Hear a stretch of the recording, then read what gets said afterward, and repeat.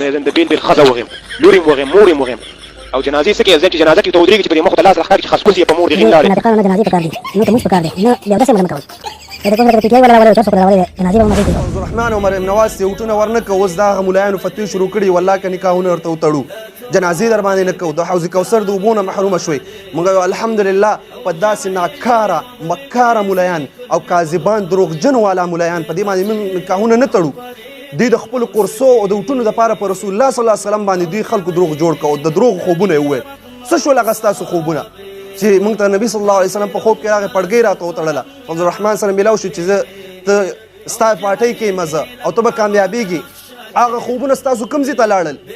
که خلکو ته په دې خبرو باندې دوکې ورکوئ بدبختو ظالمانو په نبي صلی الله علیه وسلم باندې دروغ جوړوئ تاسو ګستاخان رسول یې په تاسو باندې نکاح څوک تړي تاسو خو چې نکاحونه هم تړئ د پیسو دپاره لګئ صرف د پیسو دپاره نکاح تړئ او ستاسو په نکاح کې به څه برکت دي مړه چې په دې داسې ملایانو باندې ته نکاح وتړئ والله که دې په هغه کور کې برکت راشي او ستا زندګي ښه تېره شي داسې ملا باندې جنازې مه کوه دې جنازو څنګه جنازې وي سکندونو والا جنازې پته نه لګي چې څه وایي پکې منځونه هم داسې ملایانو پسې پرېږدئ چې هغه د قرصو دپاره او په رسول الله صلی الله علیه وسلم باندې دروغ جوړئ د دروغو خوبونه وایي د دې مطلب خو دا دی چې نبی صلی الله علیه وسلم تاسو سره وعده کړې وه خوبونو کې ورته راغلي چې ستاسو خوب صحیح شي نو نبی صلی الله علیه وسلم نعوذ بالله تاسو ته دروغ ویلي دي بیا خوب هم څه شو که نه ښکاره خبره ده چې تاسو دروغجن مکار قوم یې او نبی صلی الله علیه وسلم باندې دروغ جوړوئ ای عوام ورونو والله العظیم چې څنګه تاسو ته پته ده چې دغه خلک په رسول الله صلی الله علیه وسلم باندې دروغ جوړوي او حق خلکو نه پټوي دارنګې په اسلام او دین هغه صفا دین تاسو نه پټ کړی دی صفا دین تاسو ته دا خلک نه بیانوي قرآن او حدیث درته نه بیانوي چې کوم قال الله او قال الرسول دی او سوچه دین دی هغه دین چې کوم دی خلکو تاسو نه پټ کړی عوام ورونو والله العظیم که دغه ملایان نه د دې ملک خیرخوا دي او نه د مسلمانانو خیرخوا دي او نه اسلام تاسو ته صحیح بیانوي فساد جوړوي صرف فساد جوړوي هر ځای کې دې خلکو فسادونه جوړ کړي دي او دا د کفارو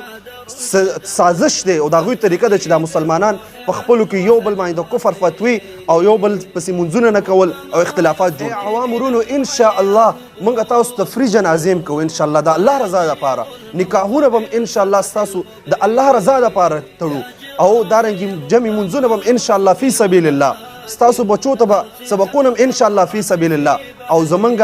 نه یو پارټي شته دی نه څوک د پیسو دپاره راغواړو نه کرسۍ پسې منډې وخو دې شیزونو پسې هېڅ زمونږ دې سره تعلق نشته دی صرف د قرآن او حدیث سره زمونږ تعلق دی مونږ عقیده وپېژنئ زمونږ عقیده زمونږ مذهب وپېژنئ مونږ دغه خبره کوو چې تاسو ټول قایدان پرېږدئ ټوله دنیا پرېږدئ ټوله خلک پرېږدئ صرف د محمد رسول الله صلی الله علیه وسلم مذهب راونیسئ او زمونږ قاید زمونږ مشر هغه څوک دی محمد رسول الله صلی الله علیه وسلم دی د دې نه علاوه زمونږ بل مشر نشته دی زمونږ بل قاید نشته دی قرآن او حدیث دا زمونږ مذهب دی دا زمونږ دین دی دا زمونږ اسلام دی دې طرف ته مونږ خلک راغواړو نه پارټۍ ته راغواړو نه تنظیم ته راغواړو